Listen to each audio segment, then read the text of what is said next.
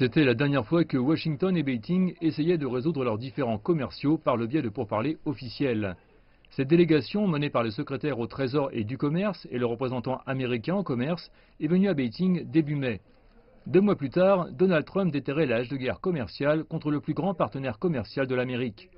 Des importations de produits chinois d'une valeur de 34 milliards de dollars se sont vues imposer des droits de douane supplémentaires pour punir Beijing de ce que Washington qualifie de pratiques commerciales nuisibles.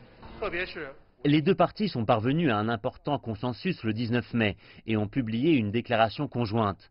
Mais les États-Unis ont trahi cet accord le 29 mai. Début juin, les deux pays ont convenu d'un accord sur une coopération spécifique dans les domaines de l'énergie et de l'agriculture. Mais les États-Unis l'ont trahi de nouveau le 15 juin. Les États-Unis ont déclaré la guerre commerciale le 6 juillet et sont montés d'un cran le 11 juillet. Nous sommes navrés de ce qui se passe et pensons que ce genre d'unilatéralisme et d'hégémonie est inacceptable. Trump devrait imposer des taxes sur d'autres produits chinois d'une valeur de 16 milliards de dollars le 23 août. La Chine a annoncé des représailles si cette autre vague de taxation est mise en place.